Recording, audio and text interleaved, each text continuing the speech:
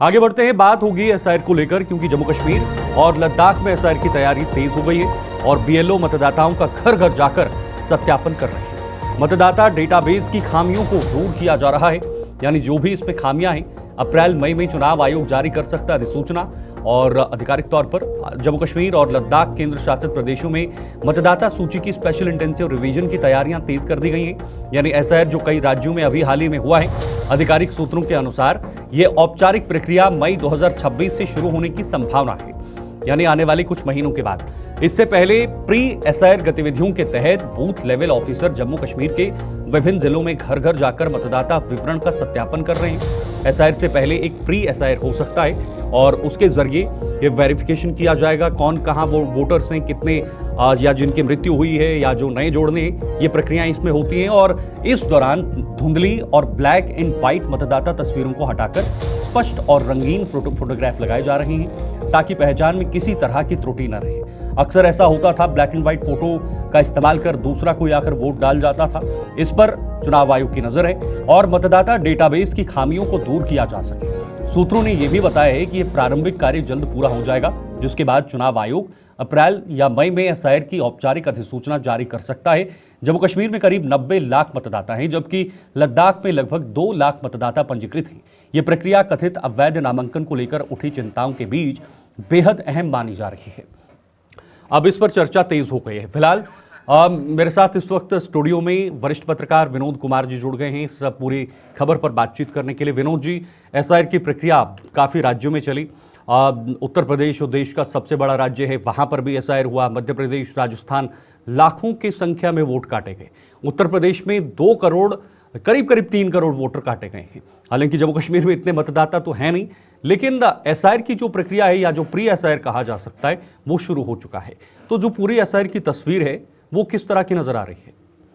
बिल्कुल शीतल, आपने ठीक कहा कि प्री एसआईआर में ही काफ़ी चीज़ें स्पष्ट हो जाएंगी। जैसे ऐसे आरोप लगते हैं कि कुछ बाहर के लोगों ने आकर के यहाँ पर अपने वोट बनाए हैं। इवन यहाँ तक भी आरोप भारतीय जनता पार्टी के लोग कांग्रेस पर आरोप लगाते रहे हैं कि कांग्रेस ने फेलिसिटेट किया उनको, रोहिंग्यास को, बांग्लादेशियों को, उनको यहाँ पर पावर कनेक्शन दिए, बिजली के कनेक्शन दिए, उनके राशन कार्ड बनाए और उनके साथ साथ वोटर भी बनाए। कुछ दुरुस्तियाँ हुई हैं, डिलीशन हुई है पहले भी।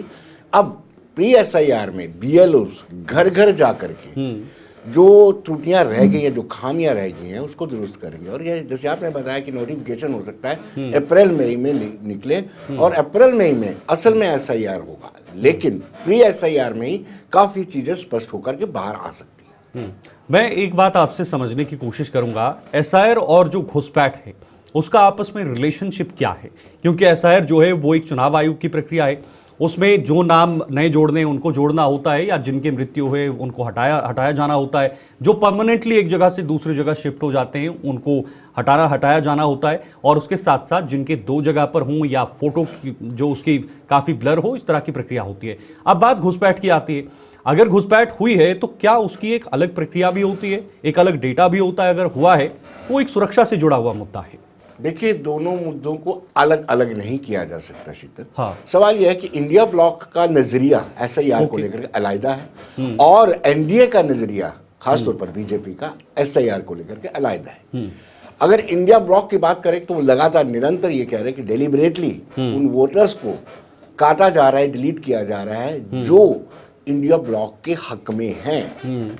जबकि एनडीए या भारतीय जनता पार्टी की बात करें तो उनका स्पष्ट तौर पर कहना है कि विदेशी नागरिक आकर के इलीगल वे में आकर के जहां पर बसते हैं, बसने के बाद वो अपना रिप्रेजेंटेटिव यानी मुख्यमंत्री हो, प्रधानमंत्री हो, उनका चुनने में उनकी भूमिका क्यों रहे? सवाल ये उठता है।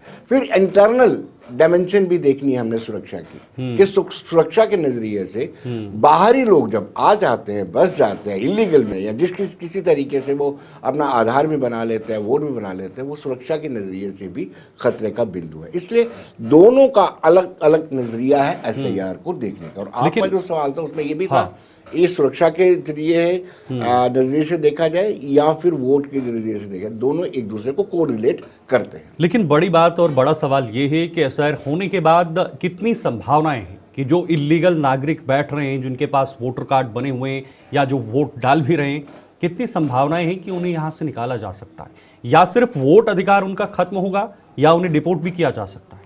देखिए, आपने खुद देखा होगा वेस्ट बंगाल और बांग्लादेश के बॉर्डर में कितनी लंबी कतार लगी हुई थी। बिल्कुल, एक भय था। हाँ। जो इलीगल वे में आकर के पॉलिटिकल संरक्षण के चलते उनको यहाँ बसाया गया था। जैसे ही SIR होगी, मुझे लगता है कि खुद ब खुद लोग जाने को तैयार हो जाएंगे। अब डिपोर्ट करने का तरीका क्या रहेगा, उस कंट्री से कैसी बातचीत की जाएगी, ये एक्सटर्नल अफेयर मिनिस्ट्री का काम है।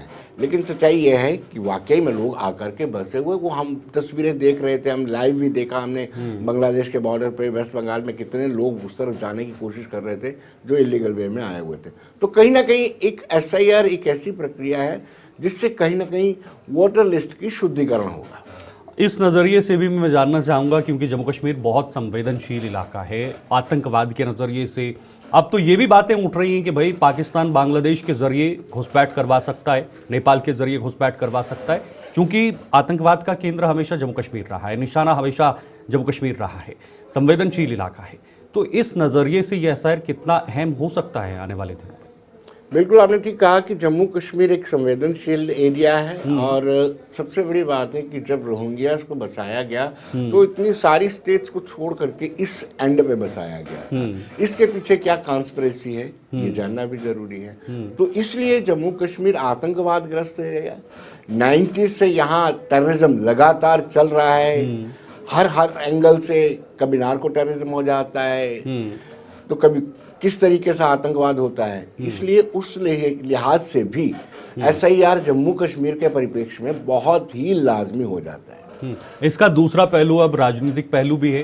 हालांकि जिन जिन राज्यों में SIR हुआ, जहां पर बीजेपी की सरकार नहीं है या बीजेपी गैर शासित प्रदेशों में या प्रांतों में इसका जमकर विरोध हुआ है, पश्चिम बंगाल हो या इसके अलावा बाकी अन्य राज्यों हों।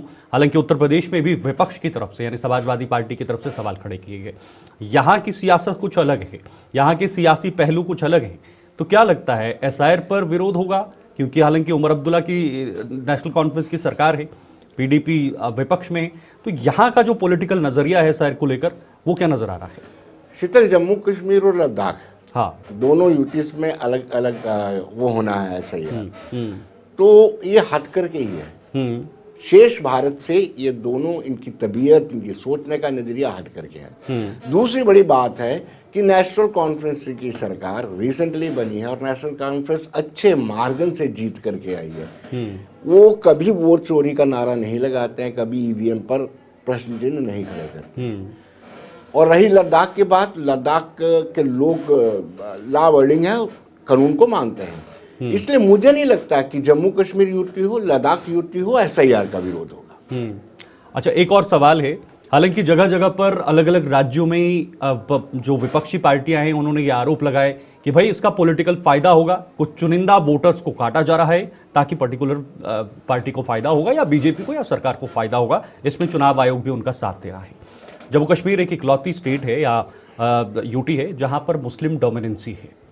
तो यहां पर क्या लगता है, क्या तस्वीर सामने आएगी? क्या वोटर्स कटेंगे, नहीं कटेंगे आने वाले दिनों के लिए? क्या आपको लगता है? मुझे शीतल इतना नहीं लगता है कि इतना कुछ ह्यू एंड क्राई होगा या इतना ज़्यादा डिलीशन होगी। मुझे लगता है कि कुछ ना कुछ जम्मू कश्मीर में जो होगा नॉर्मल सा ही SIR होगा, इसमें कोई किसी का विरोध प्रदर्शन भी नहीं होगा।